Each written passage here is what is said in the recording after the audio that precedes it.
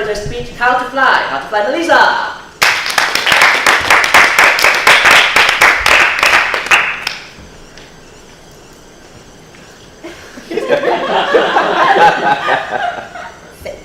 Okay. So when I was 10, I watched a very transformative story, a movie those days, 1980s. It was Superman, the first ever Superman movie in the world. Keanu Reeves acted, and when he flew, what? It was the first Superman. Christopher Reeve. Keanu Reeves, I said. Christopher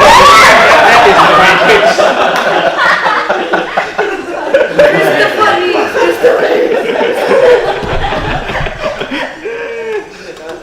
So when when Superman flew, Christopher Reeve was such a good Superman. He was so good looking, and he could fly. When I saw that, I wanted to fly as well. So I tried to fly. I went out to the garden. I looked for some wings, because when you want to fly, I know I'm not Supergirl. I don't have that much power. So I had to find some tools to help me fly. So I went to my mother's papaya tree and took the papaya leaves, the one that looks like that. And then I ran out and started to fly. So I held my papaya leaves on my side, and I braced myself. And then I proceeded to sprint forward. And then as I sprinted forward, I would flap my papaya leaves. And then suddenly I did it. I flew like this. So that was my first experience flying. I flew for 5 seconds. No, 1 second. 1 second. Now, as a child, I didn't feel very satisfied with that flying. But later on in adulthood, I had a good chance to really fly. And this time, as you can imagine, I flew a plane. But I didn't fly the plane. I sat in it and flew with everyone else in it. Let me share with you today how to fly. Meaning, how do you fly? The way humans fly, with technology, in a big carriage called a plane. The first step is to go and work for an airline. That's how you fly. How else are you going to fly if you don't work for an airline? Pay money to fly. Well, I didn't have that money, so I went and worked for an airline. So I went and joined the airline as a flight attendant. And during my interview, they asked me a very key question. They asked me, our most challenging flights are the Indian flights. How are you going to handle those Indian flights as a flight attendant? That was my question.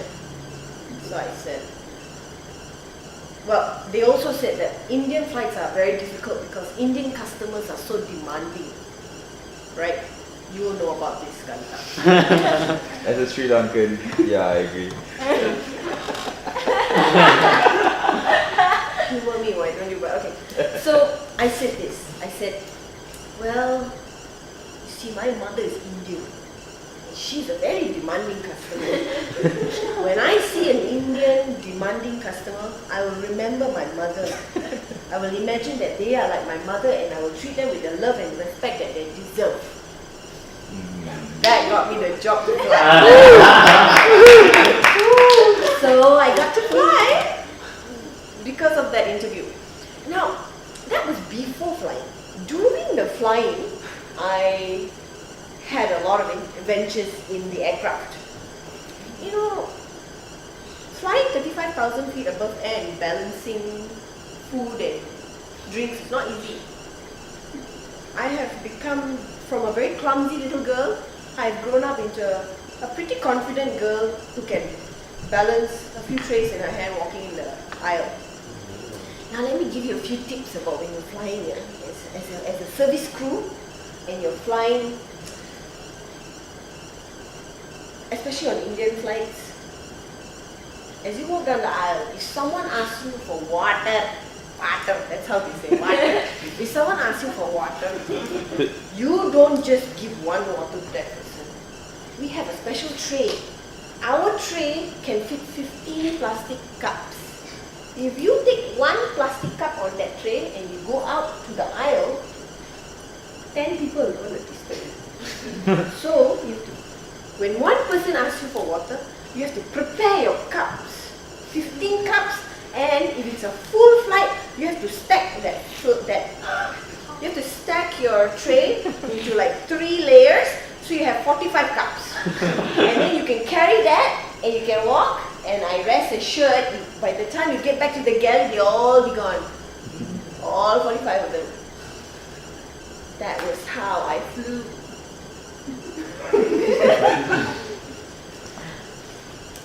As with every job, you have all the tricks, all the shortcuts.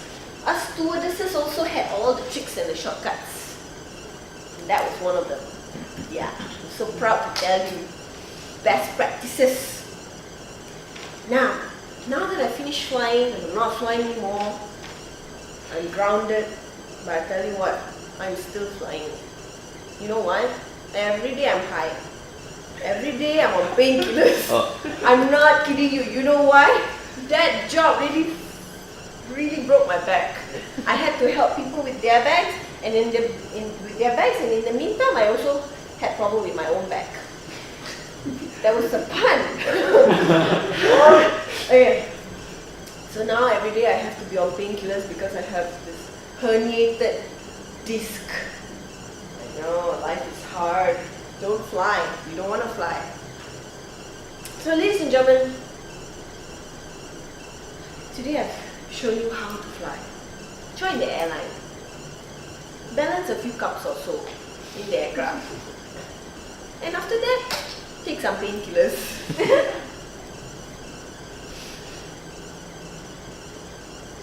I told you I'll be talking a lot of rooster talk.